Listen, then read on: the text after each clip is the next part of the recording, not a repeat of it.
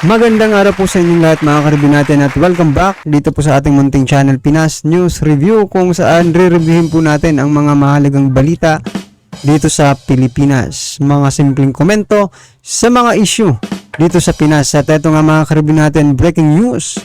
Booking ang modus ni Risa Hontiveros. Harry Roque nilaglag si Risa at tambas sangkot. Yan ako. Yan po ang ating alamin mula po rito kay Balitang Pinoy TV.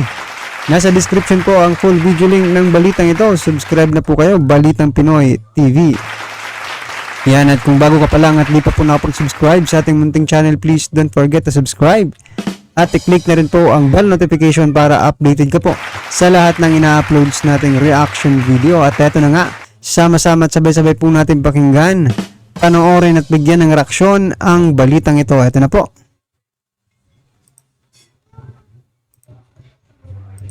Magandang araw sa atin lahat mga kababayan. Dito na naman tayo sa another episode ng ating vlogs.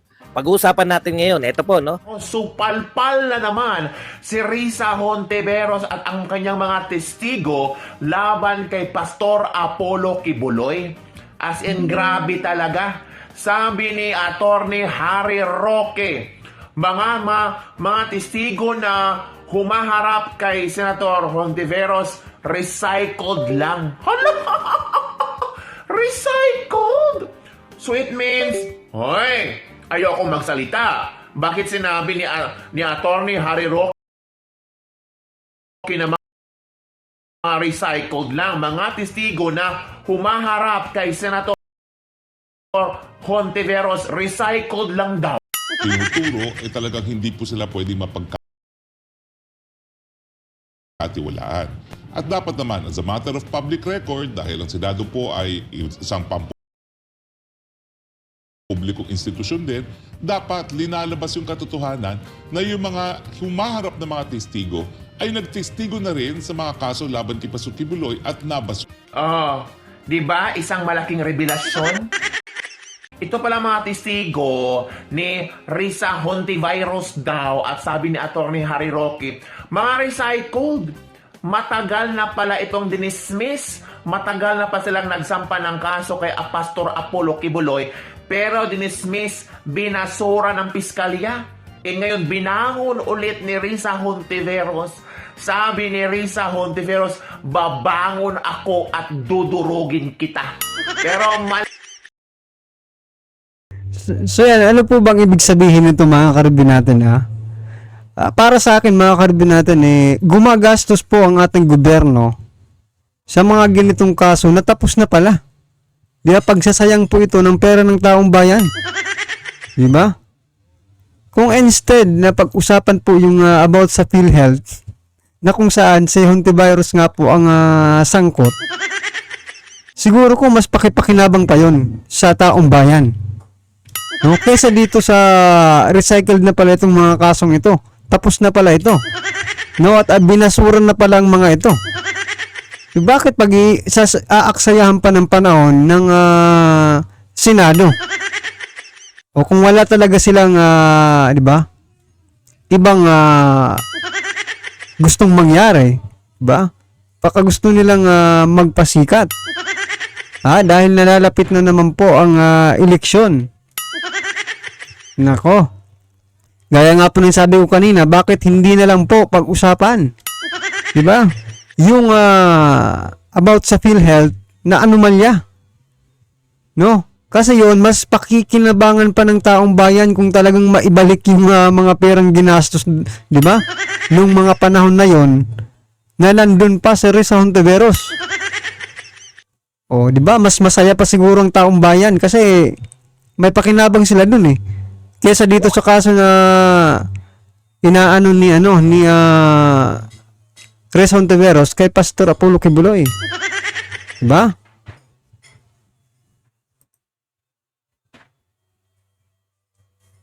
Ay, kasi nalaman. Parang pinagtatawanan lang si Risa Hontiveros sa piskalya. Sabi ng piskalya, ano ba ito, recycle? Yung tinapon na namin, ni-recycle ni Risa Hontiveros. Kaya, sino ba ang sobrang kakahiya nito? Ay, napapresenta Senate hearing, tapos recycled lang pala. At ito pa mga kabibig ha, as in na-shock ako. Sabi ni Sal Panelo na ang pagsumpina ng Senado kay Pastor Apollo Kibuloy walang legal basis. Hala! So, mali. So, pwedeng magkaso si Apollo Kibuloy kay Risa Hontiveros kasi walang legal basis, di ba? Sabi ni Pangulong Duterte nga, this is a democratic country. So, may karapatan si Kibuloy kung pupunta siya or hindi. At ngayon sinabi ni Sal Panelo na walang legal basis. Ay, panoorin nyo para naintindihan nyo. Tama ho yung sinasabi niya na bigay ng side. But, Mr. President, that is not the forum. That is not the entity that is assigned by the Constitution and by law to hear somebody's side accused of a crime. Ang entity po dapat dyan ay ang hukuman. Kaya dapat mag-file. Kasi, unang-una, wala akong legal basis na tawagin yun si Pastor Apollo Kibuloy dyan po sa Senado. Dahil binibigyan nila ng plataforma yung mga testigo. Inaakusahan siya ng krimen. Kung inaakusahan mo ng krimen, di mag-file ka ng kaso. Pag dumating si Pastor Apollo doon at nagpaliwanag siya, iyon ba mariresolve kung totoo o hindi ang mga paratang? Hindi. So bakit siya pupunta ron? Doon naman sa House of Representatives, wala rin ng legal basis nor factual basis. Bakit kanyo? Ito po ikaugnay sa paglabag di umano ng prangkisa ng SMNI. Hindi naman ho siya opisyal. So anong makukuha nilang impormasyon doon? So wala rin. Ang nakikita ko dyan, talagang gumagawa lang kayo ng kaparaanan para pag hindi siya dumating, makontempt at arestuin nyo, ikulong nyo at hiyain nyo sa taong bayan. So yan mga ka-review, tama po talaga dito si Attorney Panelo mga ka-review natin. At marami din po ang nagsasabi, no, umattend man o hindi si Pastor Apollo Kibuloy, iko-contempt pa rin eh. Di ba? Like for example, yung nag-comment kahapon mga ka-review natin, sabi niya, pag pumunta, pag umattend, no, si Pastor Apollo Kibuloy doon, tatanungin yan, syempre. Then pag sasagot, stop yung sagot. Di, syempre, manggigigil, di ba? So, pag nanggigil na po yan, di ba? Ko-contempt na nila. Di ba? Gagawa ng paraan yan, no? Sila, dyan sa Senado, para makontempt si Pastor Apollo Kibuloy, no? Para makulong nila sa Senado. Ganyan siguro talaga ang plano nila. Sa palagay niyo mga ka-review natin, kasi ito, opinion lang naman ito ng ating mga kababayan, di ba? Alam ko, may mga opinion din kayo di ba? At yan din po ang maaring mangyari. Kasi, nag-advance na sila nag-advance na po sila, nagpapasabi na iko-contempt ka namin, di ba? So ngayon, kung ikaw ay matinong whether umattend ka sa hindi, ko-contempt ka talaga. Tutuluyan ka na yan.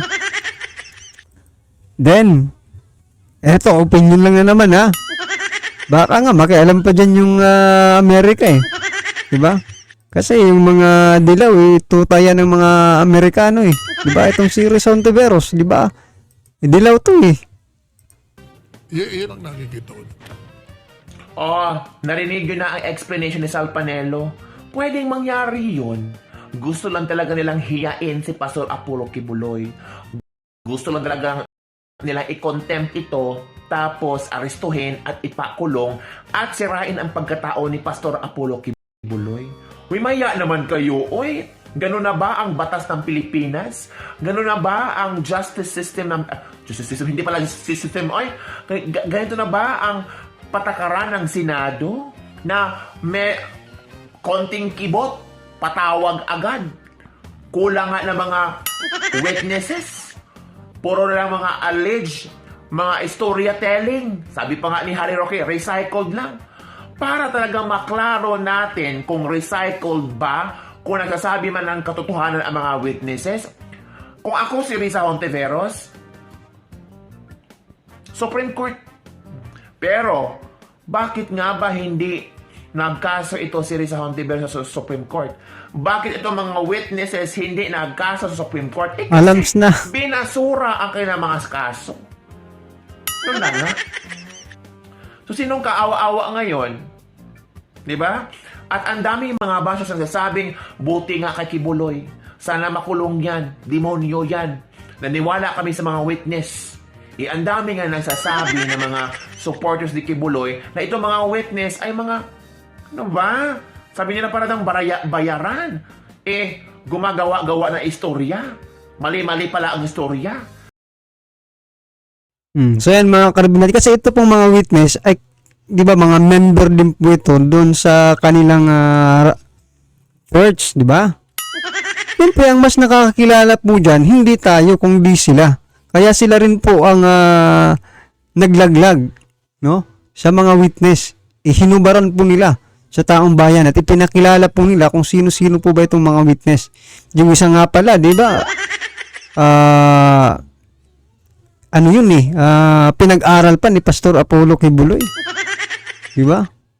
Bakit kaya ganun ang kanyang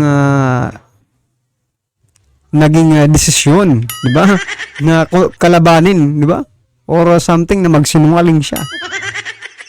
At dito naman kaya Risa Hontiveros, mga karibin natin. Sana kung kukuha po sila ng ng mga witness, yung mga presko. At saka kung magkakaso po sila, yung hindi po binasura na. Ayon po kay Atty. Harry Roque, binasura na pala itong mga kinakaso. Or mga akusasyon, di ba? Ni Risa Hontiveros.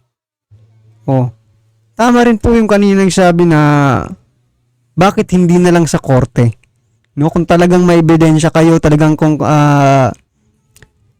pinagkakatiwalaan nyo yung mga sinasabi ninyong credible sources, bakit hindi nyo diretso? No, para talaga makita ng taong bayan, no, kung sino ba talaga ang tama at mali dito. Diretso nyo po sa Supreme Court. Bakit hindi nyo dinediretso doon? Kasi nga po, alam ninyo na walang patutunguhan to. Gastos lang ng gobyerno to. Di ba? Gumagastos po ang gobyerno, mga karibin natin, dito sa mga ginagawa ni Risa Hontiveros na wala namang pakialam ang taong bayan. Tama po ba? Kasi kinakabit nyo lang, alam nyo mga karibin natin, di ba? Kinakabit lang po nila ang mga Duterte. Di ba? Duterte talaga ang target nila dito sa hearing na ito. Di ba? Gusto na nga nilang ipatawag. Sabi ni Franz Castro, kung ako ang senador, ipapatawag ko yan si BP Sara para imbestigahan sa Senado. Nako. Imbestigahan nyo muna mga sarili ninyo. Ha? Kala nyo magsalita kayo kay Vice President Sara Duterte, ang lilinis ninyo, ha? Castro, yung daw sa mga bata, yung kaso mo sa mga bata, diba? Risa Hontiveros, yung mo sa PhilHealth, yun sana ang pag-usapan ninyo dyan. Kasi dyan may mapapala po ang taong bayan. Dito kay Franz Castro, pag pinag-usapan po yung doon sa mga bata, anong masosolve dyan? Diba?